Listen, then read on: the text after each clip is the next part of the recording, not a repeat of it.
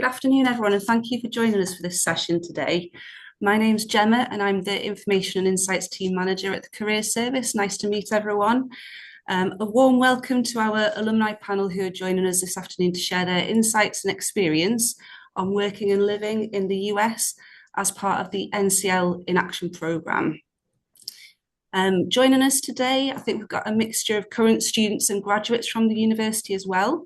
You might already be considering an international move, or you may be curious about global career paths, but hopefully the webinar today will include insights into working culture in the US, insights on what employers are looking for, and tips and advice on networking and relocation. Before I hand over to the panel for some introductions, just a bit of housekeeping for the session today. So the session is being recorded. It will last 1 hour and end at 2 p.m. There's a Q&A function on the webinar. Thank you to Christina from the Career Service for supporting with that. We'll try and address any questions that come up throughout the session on the Q&A. And following on from the webinar, there's also the opportunity to sign up to a 60-minute career insight session where you can ask the panelists more in-depth questions. So we'll share details on how to sign up for that at the end of the session.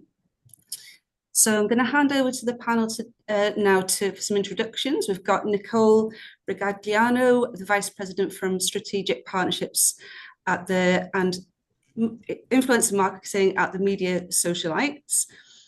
Steve Rawlinson, CEO at Samuel Knight, David Sembrano, Senior Analyst at Link Logistics, and Dan Sutton, who's Director of Client Coverage at Westpac. So I'll hand over to the panel now.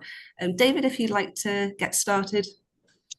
Absolutely. Thanks, Gemma. Hey, everyone. I'm David. I graduated Newcastle around 2019. I first started off at Stryker, which is a medical device company in their graduate scheme. And then after that finished, I transitioned over to a IT services firm, a private equity-backed IT services firm, and then most recently joined Link Logistics as a senior analyst in their FP&A side of the asset management team.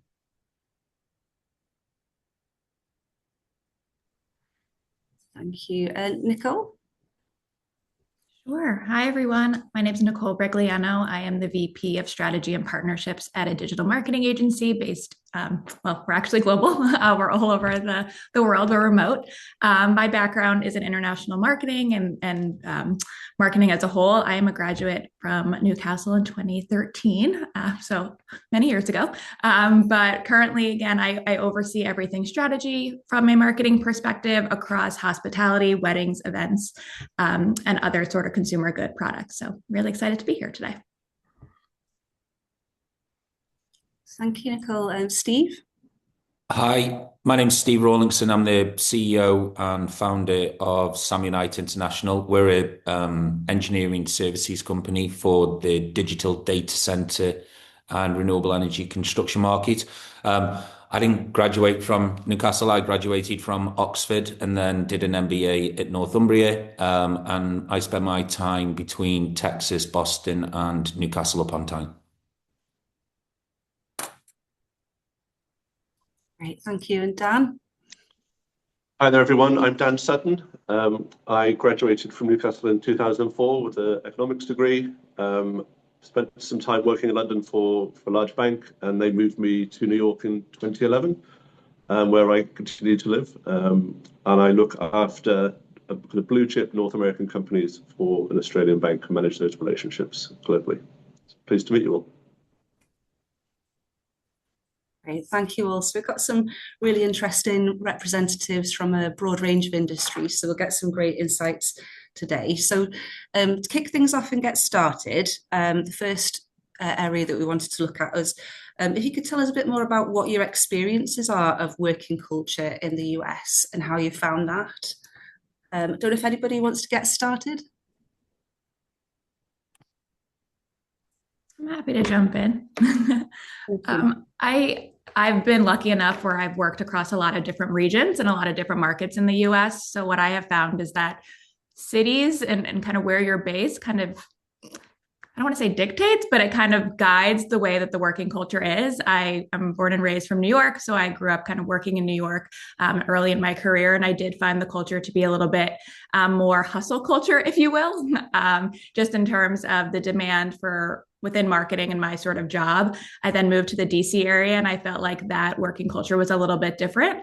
And now I currently am based in Richmond, Virginia, so a little further south, and I've just felt like based on the market kind of guides the expectations and just the overall culture of the different workplaces. I do think it's industry specific as well. But I did find, at least for myself and the industry I am in, which is marketing, public relations, based on where I was and the type of job that I had really kind of, influenced, if you will, the type of job that and the working culture for me.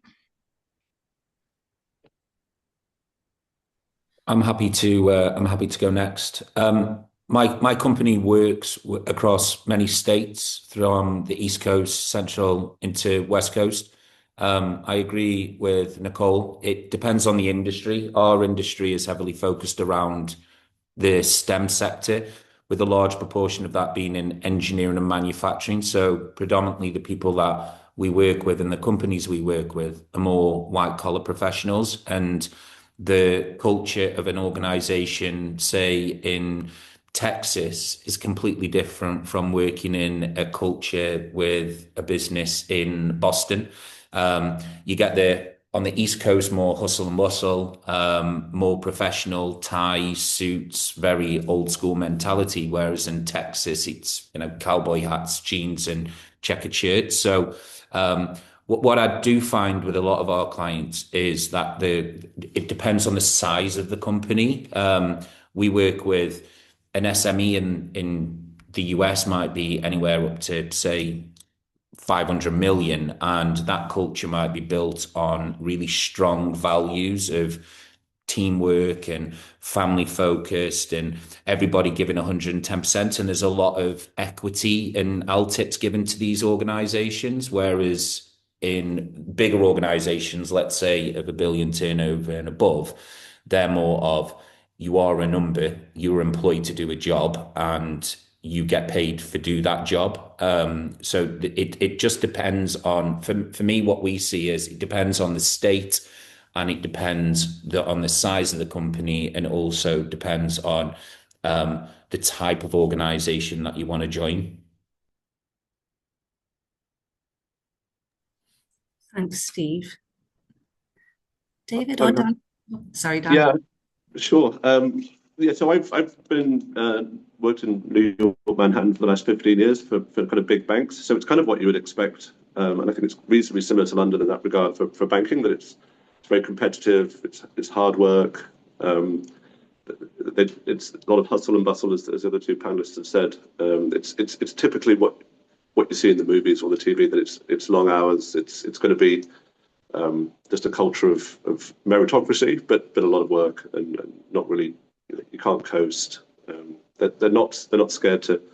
There's less protections for US workers than there are at UK, so we see a lot more chop and change than we would, for example, in our London office. You, Dan. David, was there anything that you had to add? Yeah, I can echo what the rest of the panelists have said. I think from my experience, and I've worked in both the Northeast area and in the Midwest of the United States, a common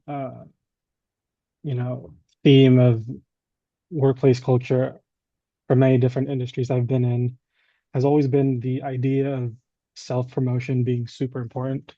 And as a recent grad or as someone who's still in uni, I think that idea might be daunting a bit.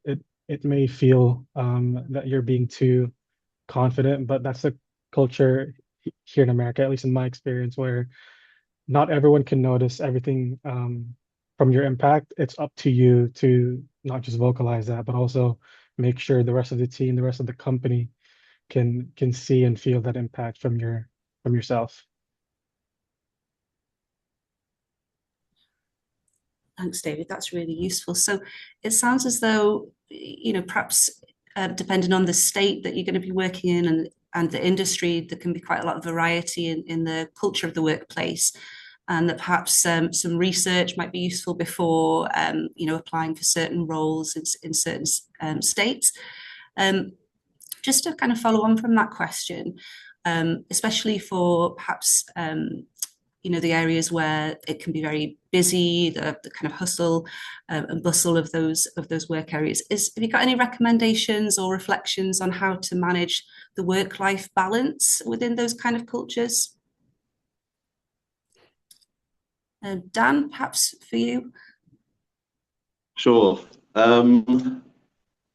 Look, I think pre-COVID, it was very different. I think now we are just attached to our work phones. So it's a challenge not to be available all the time. And because I work for an Australian company, I'm just inevitably working most evenings.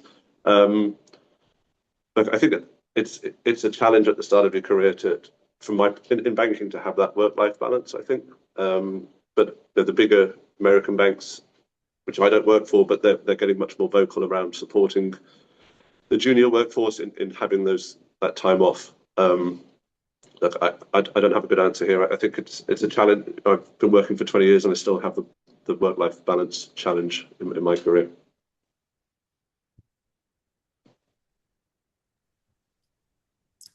Did anybody else have anything else to add to that? I mean, I'm more than happy to follow that. I mean, what is a modern day work-life balance? I got into engineering at the age of 23, and it was always pushed on me that as a graduate you have to work really hard for them first 10 years. But I probably do more hours now as a CEO than I did as a newly graduate. I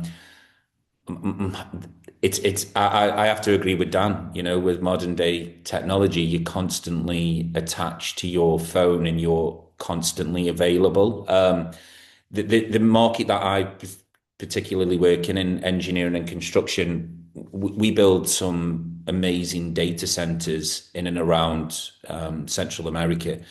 And as you can imagine, with the investment that's going on in that market, they're up against tight timelines and deadlines to get the projects completed. So it is difficult to have a work-life balance when you're in a market like engineering and construction. But that said, it might be different when you're in an office environment.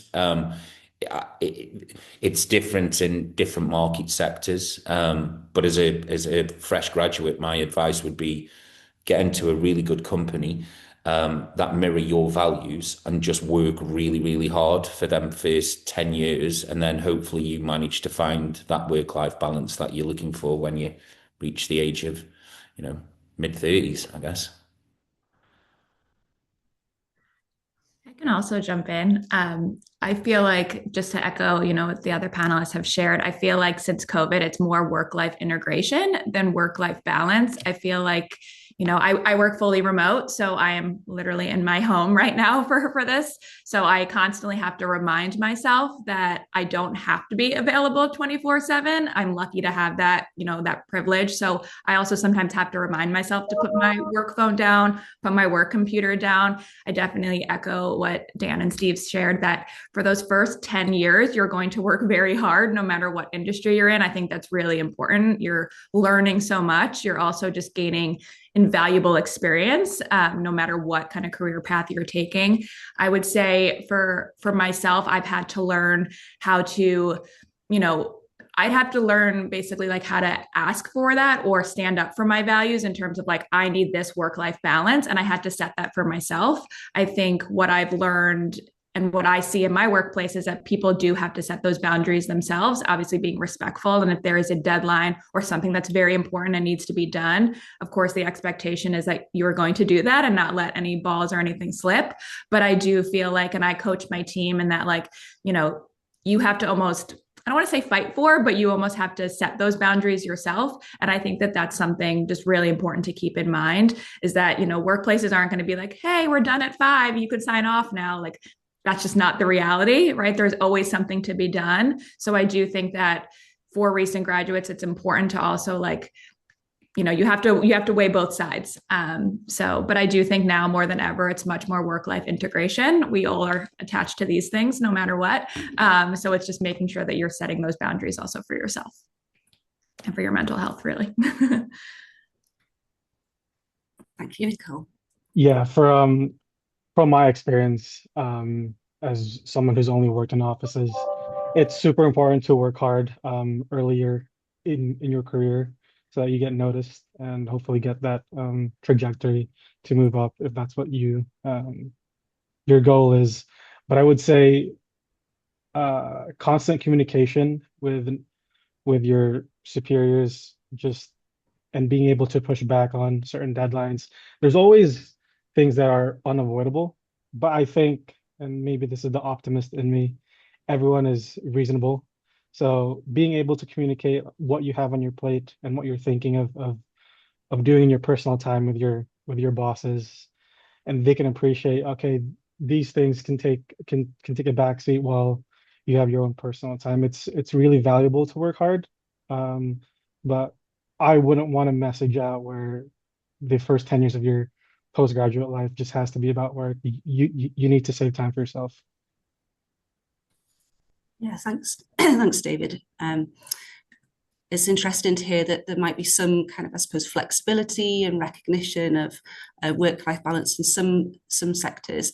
A couple of you have mentioned kind of the post-COVID work landscape as well. And I was just wondering, within the US, if, and again, it might vary by sector or by state as well, but if there is much of a culture of kind of hybrid working, or if there is much more expectation that you're going to be in the office most of the time, or the flexibility to perhaps do some work from home occasionally as well. In my world, I don't mind going. In my world, a lot of the positions are remote working, working across multiple sites and hybrid. They're not office-based positions. They are, going to various different sites within the state that either the data center or the renewable platforms being constructed and built. So a lot of the positions that we place, even at VP or SVP level, they are hybrid remote working positions. So yeah, again, I guess it depends on the industry, because if you work in banking, then I'm guessing you're in an office. Whereas if you're working in engineering, you might be traveling around. Thanks, Steve. I'm happy to share. So in banking pre-COVID, there was no working from home, so it was just completely frowned upon, and the tech wasn't really there either for us to be able to do it. Whereas now, it really varies from bank to bank. So some of them insist on 5 days a week. Mine is, you get a day at home, and that's a bit of flexibility that we didn't used to have. So it really is just, even with the same industry, it's some banks insist on 5, some are 3 or 4. Thank you, Dan. Nicole? Yeah, pre-COVID, I was definitely in an office. I was in a different job pre-COVID, but I worked at different marketing agencies in New York before I moved in-house into a job in the Washington, D.C. market, and everything was in-house. I was expected to be there 5 days a week. Obviously, as COVID happened, we all went home and worked from home for a while. Now, again, I'm fully remote, so I'm always working from home. I personally do miss being in office. I think there's a lot of value, especially early in your career, in being in an office. I think it just gives you the opportunity to really connect with your colleagues, but also senior leadership and senior management, much more than having to schedule a Zoom call or scheduling a Google Meet call. What I have seen from colleagues and friends, I definitely feel like people and businesses have started to transition more back into hybrid or in office, is what I'm noticing. Even some of the partners that I work with and businesses that I collaborate with, much more of them are now back in office. So again, I think it's very industry specific. Banking is one of them. My brother works in finance in New York. He's in office all the time. And I work with a lot of hospitality brands. They have to be, at the property. So I definitely think it varies significantly based upon the industry, but I do feel like which is crazy to say. We're almost 6 years out from the start of the pandemic. So I definitely think we're starting to transition a little bit more back to hybrid and in office for most companies now. Thank you, Nicole. Anybody else, anything else to add?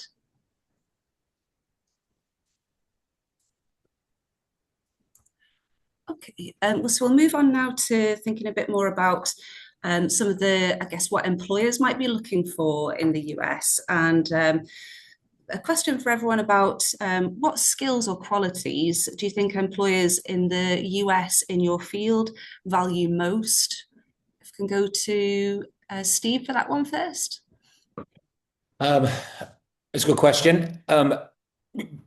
Graduates, it's probably more focused around the degree that you did and what were the modules within that degree, and more around your values as well.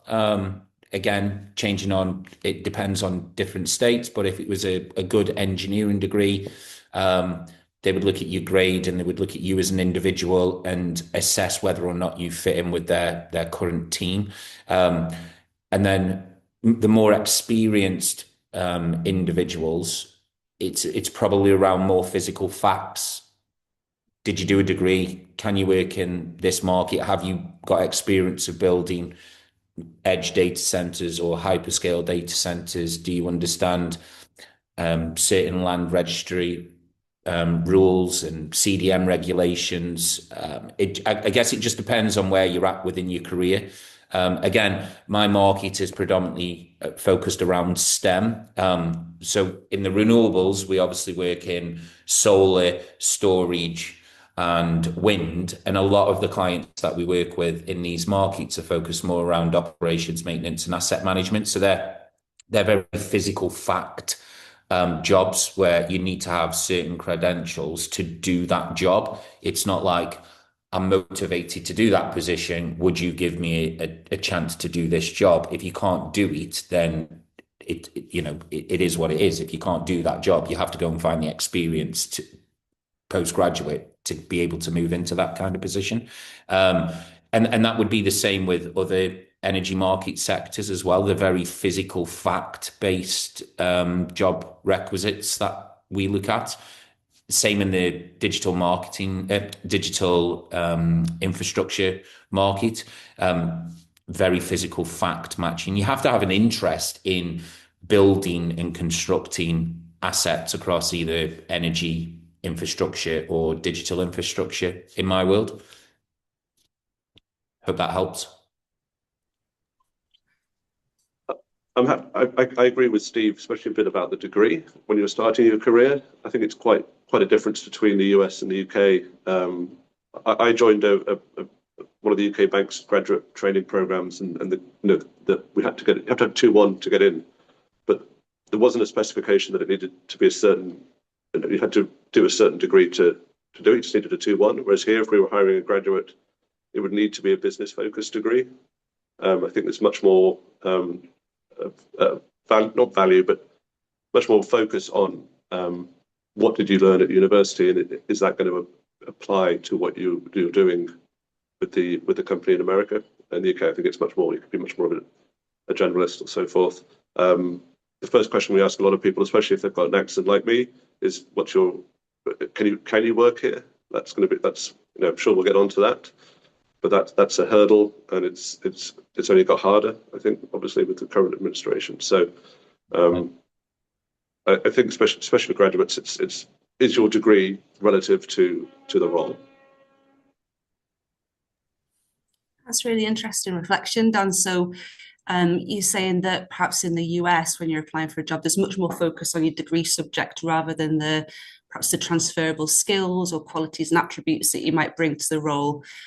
Whereas in the UK, a lot of graduate recruiters are much more interested in, I suppose, your potential and the skills that you have that you can bring to the role, in that they can teach you a lot of the things when you actually start the role as well.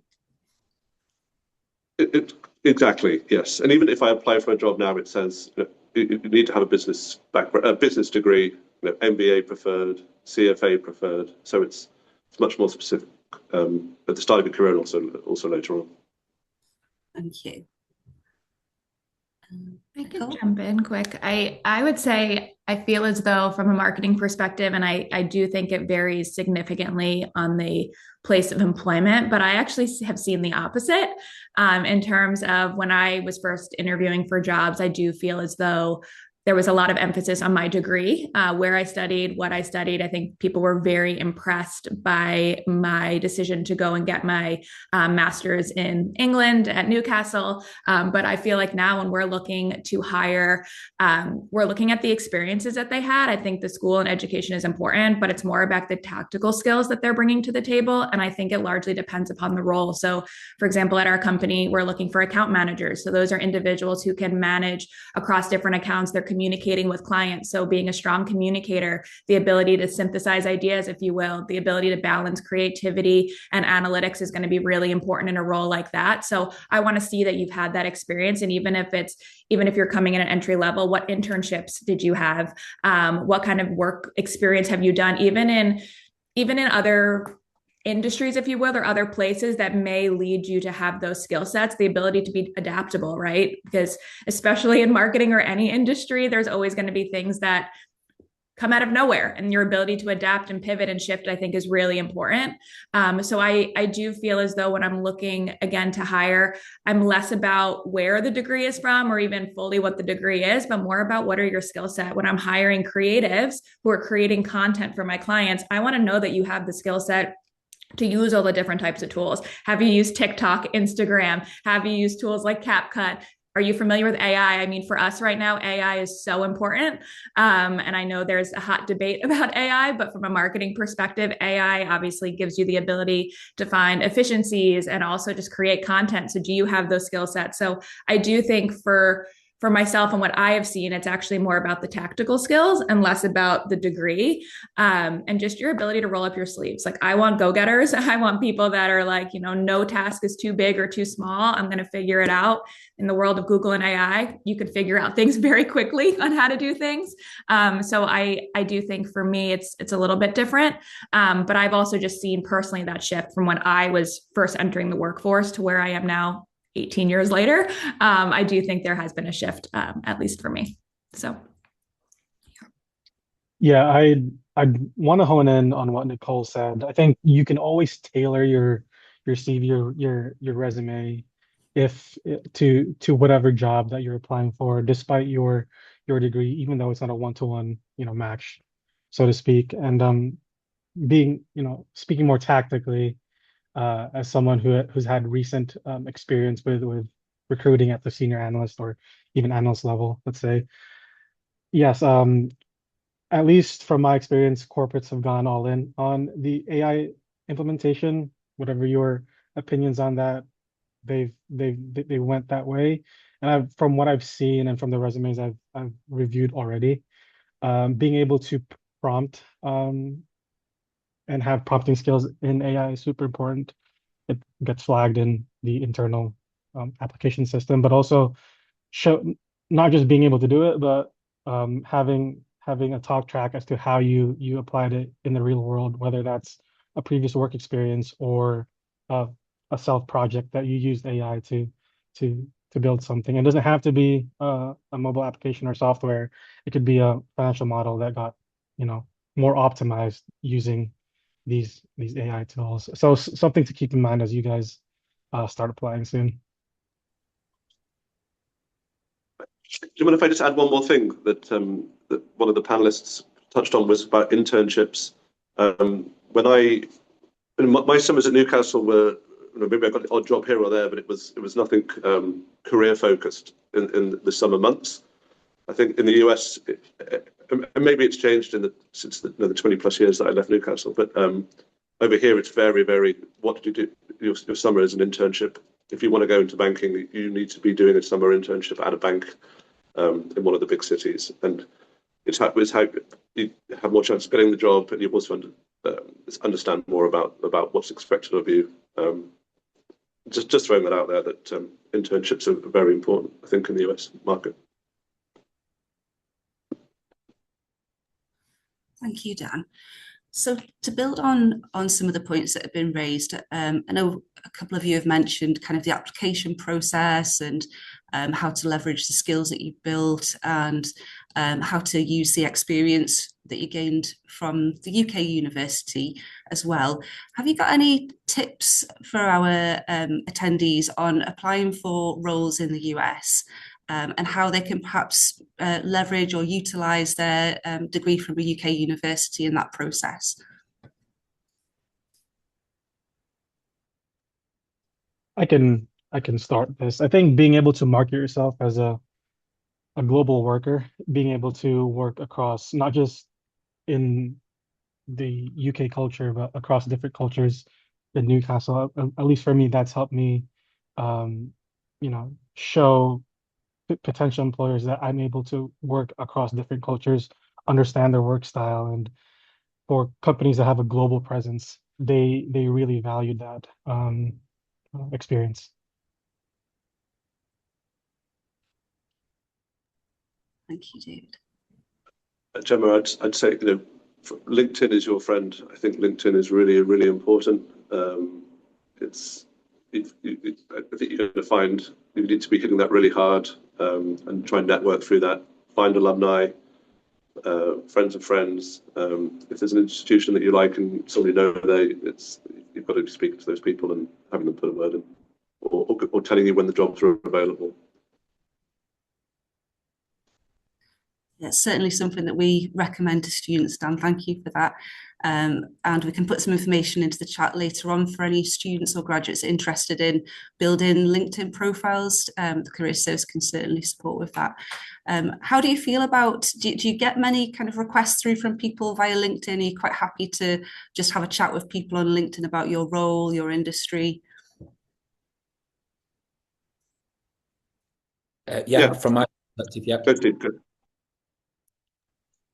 Absolutely. I do feel like LinkedIn is it's a must in my opinion. I don't think it's like a nice to have. I definitely think it's a must. I think from a marketing perspective, people are also seeing success on other social platforms. So it's just how you network. I mean, there's X, there's Instagram, even TikTok, it's just putting yourself out there and asking. When I was first getting started, there were career fairs. I don't even know if those are still a thing anymore. But that's kind of where I went, and I met a lot of different businesses, and I just networked, as Dan was saying, friends of friends, like there's 6 degrees of separation from everybody. So it's just finding those connections and using them. I hate to say this because we're all very smart and we all went to university. But I think a lot of times in certain industries, it's who you know, not always what you know. And it's really making those connections make something from them, right? So I think it's figuring out how you can, reach out to a friend of Steve's, reach out to a friend of Nicole, ask for that connection. I mean, most people want to see everybody else succeed. So it's just asking, and putting yourself out there, which I know sometimes can be intimidating. But I think it's super important now, because that's how it goes for finding jobs, especially when you want to move markets and jump from one country to the other.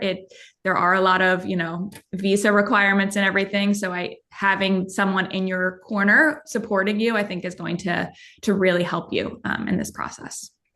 Yeah, I second what Nicole said there. There's a saying in Newcastle, isn't there? Shy burns getting out. And I think if you put yourself out there, you ask people, ask people if they can support you or help you. 9 times out of 10, there's a lot of good people in the world, and they'll feel privileged that someone who's recently graduated is reaching out to them for their support.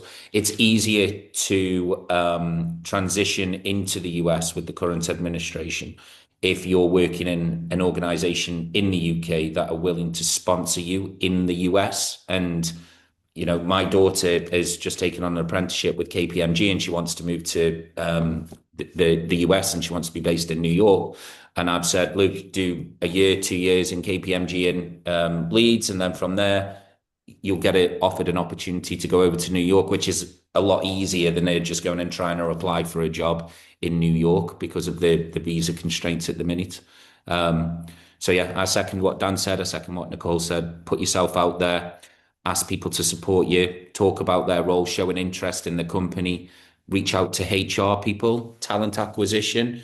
Think when you're using LinkedIn, there is a huge community of talent acquisition professionals and HR professionals that will be prepared to give you their time and educate you on how best going about working in the US and how to apply for a position over in the US. And they will support you because it doesn't matter what industry we're in, be it banking, be it engineering, be it marketing. There is a huge skill shortage across all market sectors. I know lots of people working in technology are hiring, lots of people in marketing are hiring, AI, hiring banking, hiring engineering. So there's a huge skill shortage there, and they want new blood coming through constantly. So if you're reaching out to talent acquisition partners and TA managers, they will help and advise you on that route to getting a job with the company that you aspire to work for. Yeah, to what Steve said, don't be afraid to initiate contact over LinkedIn. We've all been in your shoes at some point in time. So cast a wide net. The news may say differently, but companies are still hiring. There is a skills shortage, and every company's looking for skilled and smart individuals to absorb into their team. So feel free to reach out. Be reasonable in that regard, but don't be afraid to initiate contact on LinkedIn. Thanks, David. It's interesting to hear how encouraging everyone is about, making those connections. I think sometimes people feel a little bit apprehensive about sometimes making those first contacts, but it just goes to show how open everyone is to receiving those connections. So thinking a little bit more about building networks, when you first started working in the US, or relocated to the US, was there anything that you needed to do to build a network in the city or state where you were living in? Did you attend any events, or do you have any other tips or advice for building networks if you make that move to the US? And Dan? Sure. I guess what I say to people is you've got to say yes to everything. So if someone invites you to an event, to the bar, to a restaurant, to a sport that you don't like, you have to say yes, because it will lead to things. It will lead to making friends, building that network. Somewhere like New York, there's a huge, if you want it, a huge expat community. There are meetups and countless things that you can do where people who are young, who have come from across the US or across the world are going to watch Formula One in a bar, or they're going to do some. They're going to play football, whatever it's going to be. You just have to really put yourself out there. I moved over in 2011 knowing nobody, and I just found myself going to every night trying to do something, trying to meet people.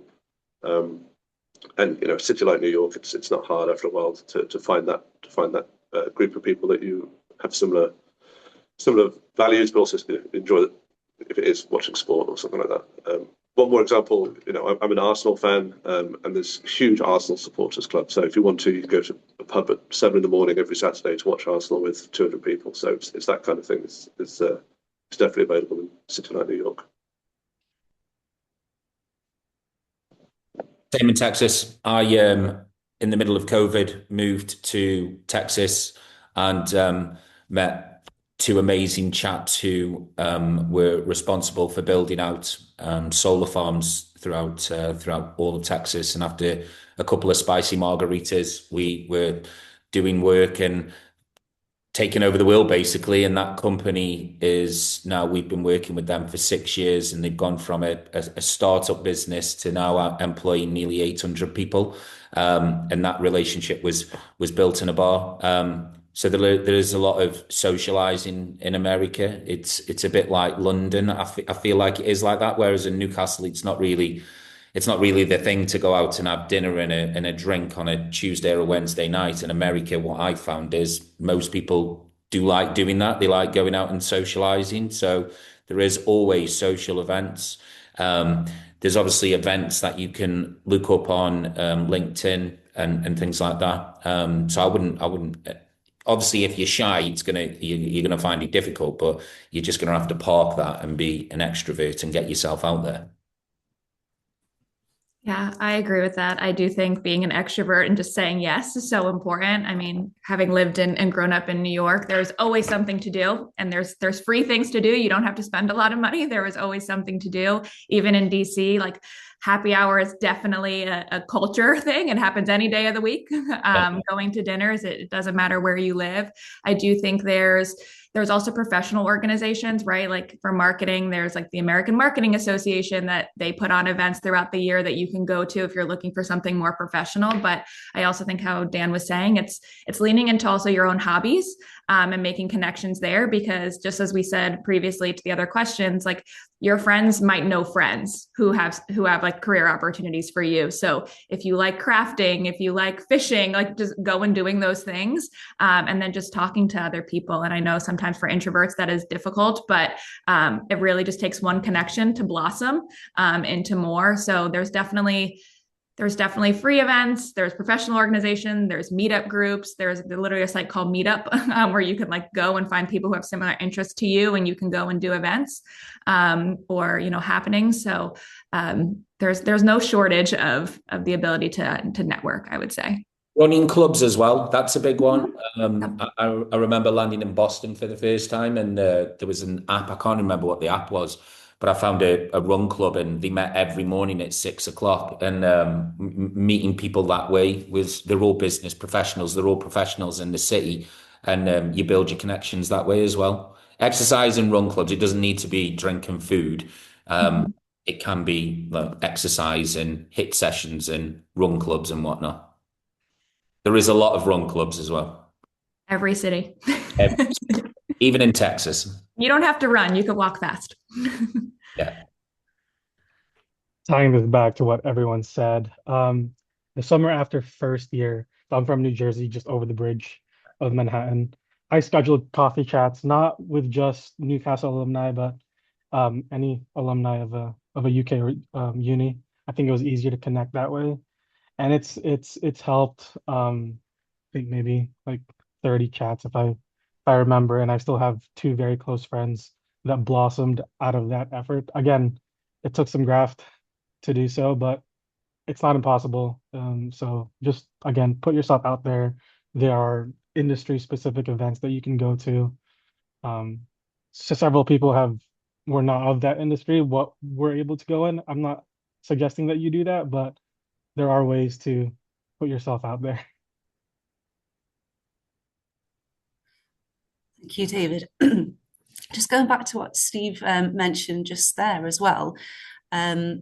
You've mentioned sort of apps that people can use for running clubs. Are there any apps or resources that you would recommend people use that could help relocating become that little bit easier, whether it's joining events or networks, or any apps or resources that are good for things like budgeting or finding accommodation, that type of thing?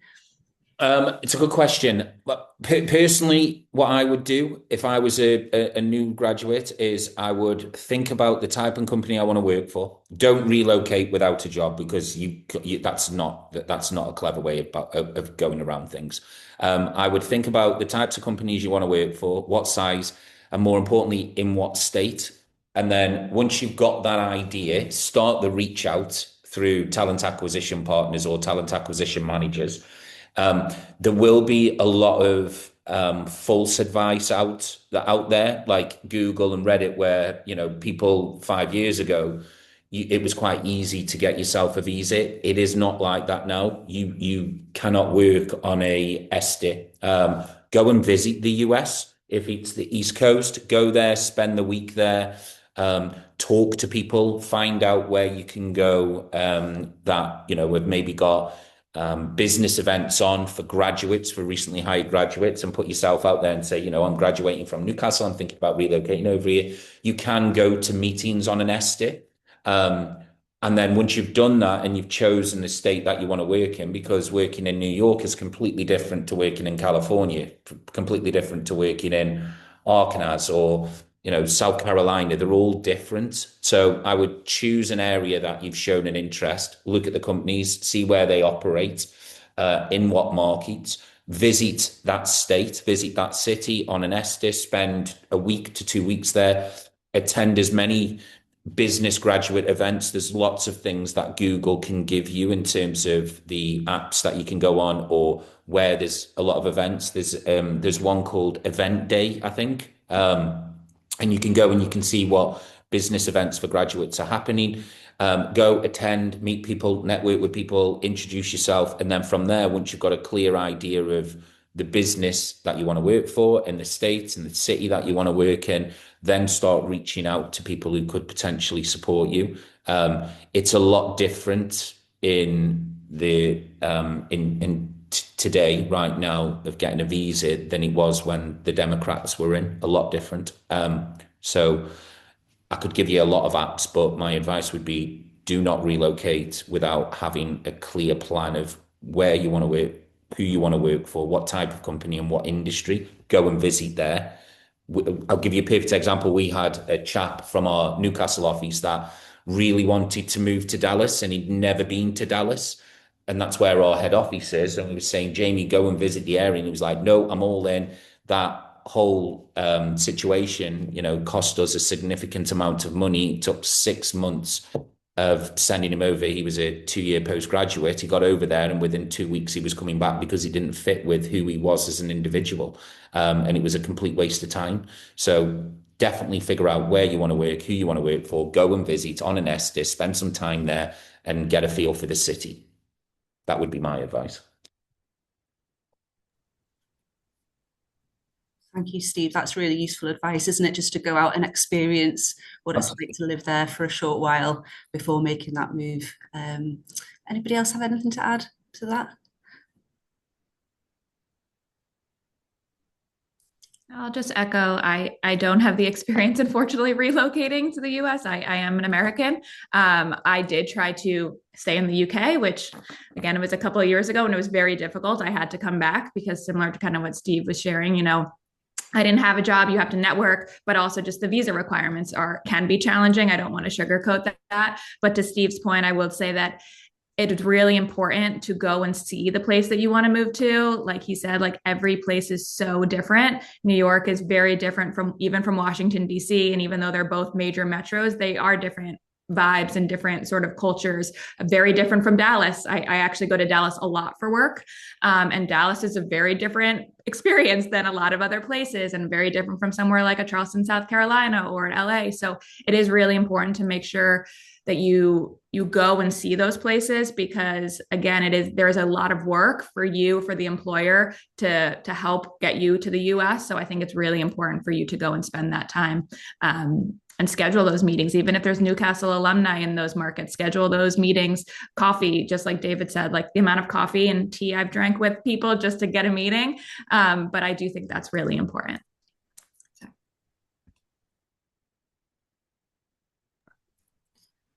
Thanks, Nicole. So moving on to think a little bit about the kind of transition as well from moving perhaps from the UK to America. Dan, how did you find that transition of moving from London to New York? Was there anything specific that you did to manage that transition, or would you have any tips for students or graduates who are thinking of making that move? Mm-hmm. So my firm moved me, so they did help me out with getting me a realtor and an estate agent to help me look around to find somewhere to live. This is a silly tip, but it's again maybe it's different in different cities or states. But New York apartments come empty, so I think when I lived in London, they were all furnished for the most part. So just silly things like that. But everywhere's empty. For getting an apartment, it's very cutthroat. It's challenging for someone who's not from the US because you've got to show the credit history and so forth. But otherwise, it was just leaning really hard on the company to a bank is going to have a global mobility team who do this every day, where they're going to be helping you with the move. You've got to think about taxes. Tax is very complicated over here. We will have to spend money to file our returns around this time of year, and you have no idea if you're going to owe or they owe you or the government owes you. Healthcare is very, very different. I would never move to the US without a job because of the healthcare.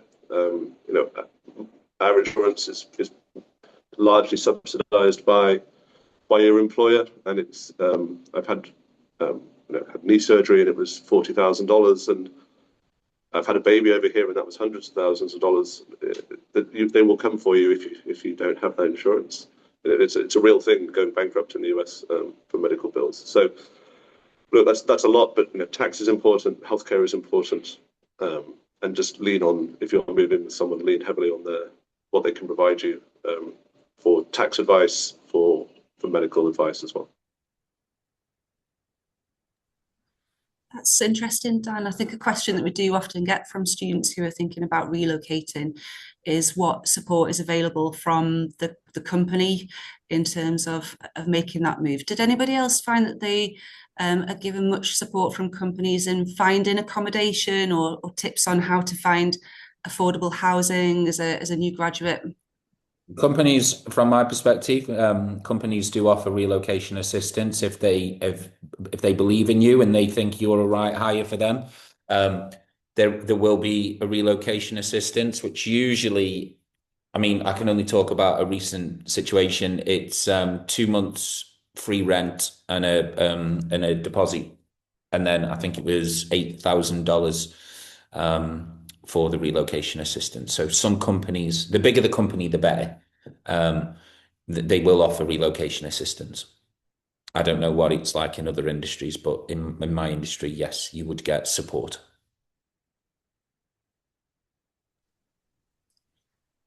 My industry is unfortunately domestic only. However, from friends I've talked to that have done a similar transition with more startup type companies, there were no relocation assistance and they had to do it themselves. There are websites that you can use. Street Easy is the most common one. It is also probably apartments in that website could be listed at a higher premium than, say, if you found it at a Craigslist type of website. But going back to what everyone has said, where you should visit the city that you want to work in before actually finding a job there. There are loads of apartments that do not have a website presence and they just have a physical sign on the building to call a number. And from my experience, that has been on average a little bit cheaper than those publicly listed apartments.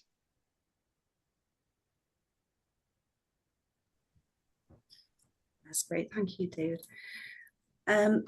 And sort of thinking about the kind of costs as well as if you move into a new city for the first time, have you got any tips for our attendees about affordable ways to enjoy the city that they're moving to or the state that they're moving to, like free social activities or events that they could get involved in?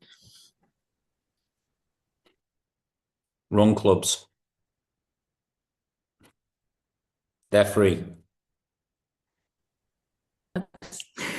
It's just like the UK. There's no difference. Look, it's like moving to London. How do you meet new people in London? How do you socialize in London? What events are there?